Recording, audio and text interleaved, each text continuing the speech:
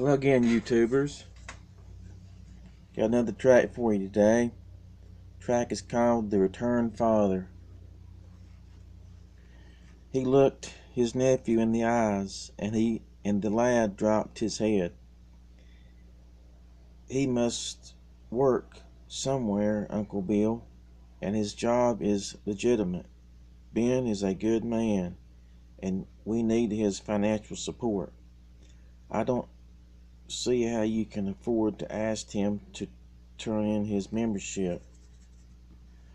My intention is to make certain that it cannot be said that I endorse his involvement with liquor. I don't want his blood to be on my hands. You know, he tried our best to persuade him not to take this position, Bruce, but he refused to consider it after he learned of the profits involved. I will never go against my conscience, even if I have to stand alone. How could I let it be known that one of our members is involved in selling a substance which has ruined so many lives? How could any pastor sanction this evil and hope to retain the respect of the saints? But someone must have that job, the nephew persisted. I can't argue about that, the uncle said bluntly, but once and for all, let me say I will never endorse anyone who handles, sells, or uses liquor in any manner. I'd rather die and go on to meet my maker than to do so. I only wish you felt as I do about this, Bruce. The pastor's eyes grew misty as they rested on his nephew, and he laid his hands lovingly on the youth's broad shoulders. I had to be a father to you, my boy. You were only 3 when you lost your parents, and I have prayed. The impetuous young man cleared his throat and asked, Haven't I haven't I always been good to you and Aunt Frances? Yes, of course, but in this matter of permitting a member to be part owner of a bar which serves alcohol beverages, we just don't see alike. The young minister breathed rather heavily and then said quietly, Uncle Bill, I think you're a little fanatical about this. I suppose most religious folks have their pet peeves, especially ministers like you, but for myself, I have always tried to keep from going out on a tangent. The youth turned and was leaving the room when his uncle called him back. Bruce, you understand that while I am a pastor, I can't. I think I understand your meaning, Uncle Bill, the young man broke in. And I think that since you feel the way you do, it would be better to get.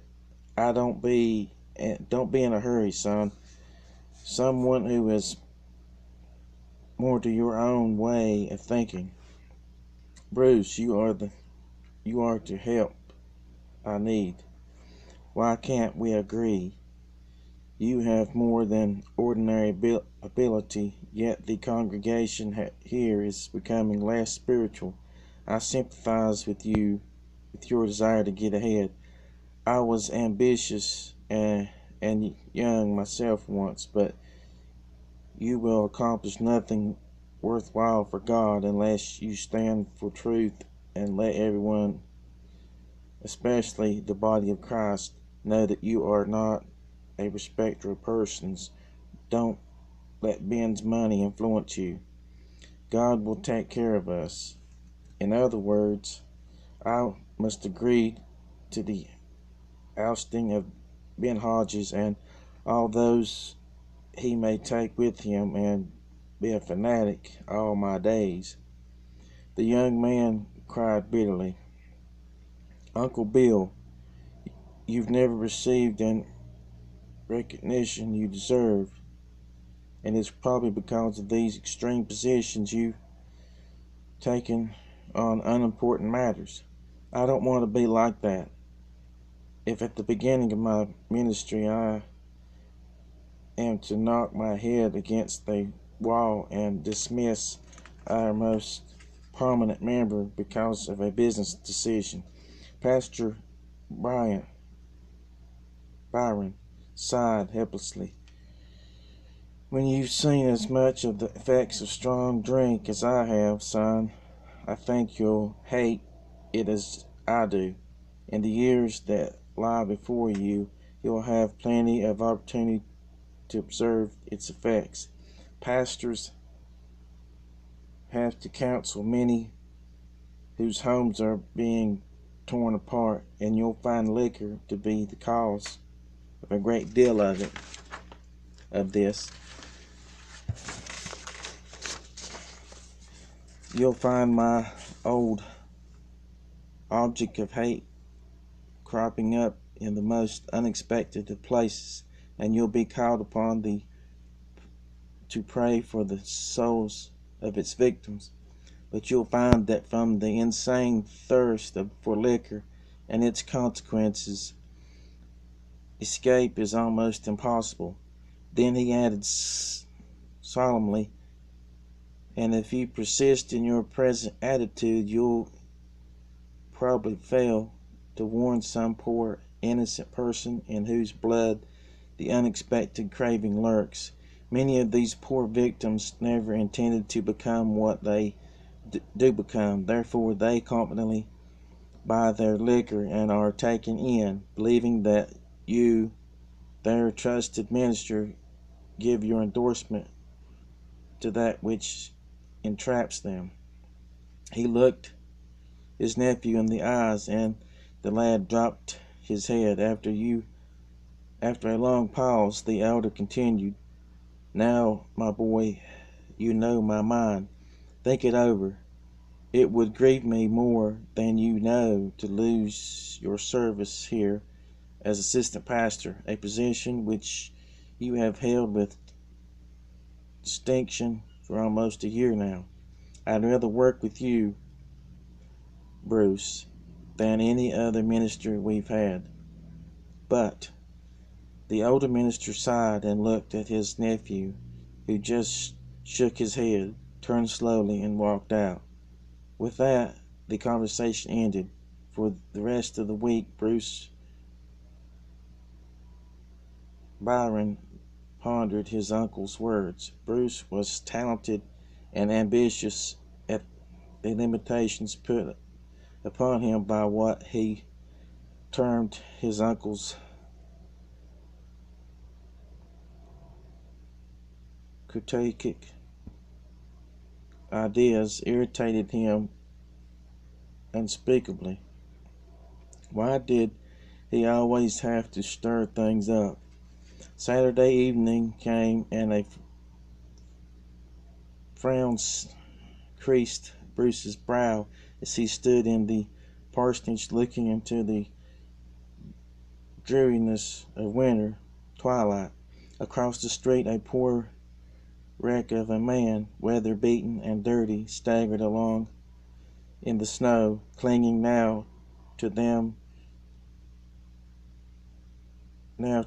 to the paling for support. The brisk wind sent his hat skipping along the icy sidewalk, and the young minister noticed that a deep scar ran across his scraggly gray locks. Pathetically, the old man pulled the collar of his ragged coat more closely around his neck, and as the biting winter wind whistled past, the minister's eyes followed him with growing disgust, and when he paused suddenly, just opposed the window, just opposite of the window. Young Byron hastily drew back into the shadows. "Surely he's not coming here," he muttered, while he watched the drunken man stepped unsteadily off the curb, lurched toward, righted himself, and started to cross the street. The harsh hum of a motor signaled a car's approach as it turned the corner, and the young Bruce Byron at the window gave a startled cry. Half an hour later, the intoxicated old man breathed his last lying on a bed in the house. Uncle Bill and his nephew had prayed, but their prayers had not availed. Young Byron turned from the bed with a sigh, deeply touched by the earnestness with which his uncle had prayed. "We've done what we could, Uncle Bill. If he had been your best friend, you couldn't have prayed more sincerely." The elder minister seemed unusually contemplative. "Uncle Bill, sometimes I wonder why God doesn't answer prayers like the one we just prayed." Bruce's eyes began to fill with tears of compassion and frustration. The man was dying, obviously with no hope. His voice faded as he pondered the unknown. "Why wouldn't God hear us? Hard as it may seem, son, sometimes people are on their deathbed because they have rejected God's last call. I'm afraid that in such cases to prevail in prayer is almost impossible." His uncle's voice had a depth of feeling that strangely stirred the young man's heart. He felt instinctively that something was terribly wrong, and looked up at his uncle in the dim light. His face was white and distressed. "What's wrong? Are you ill, Uncle Bill?" The pastor did not reply. He was fumbling in his pocket and presently drew out something which he handed to his nephew. "You've seen this picture before, Bruce."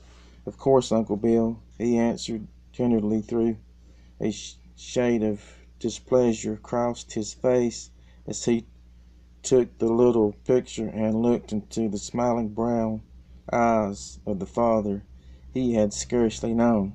"It seems out of place to mention him here. I wish he had lived." The youth sighed. The pastor went over to the bed and stood looking down at the man who lay there. His hand went out and gently parted the gray hair from his frowned brow. It seemed as if it suddenly had forgotten the young preacher's presence. "Jim, my poor brother Jim." "Uncle Bill, what do you mean?" the nephew cried wildly. My father died years ago." The uncle unsteadily crossed the floor to where young Byron stood, and turning pointed to the bed. "He died there 10 minutes ago." The pastor swallowed and took a deep breath.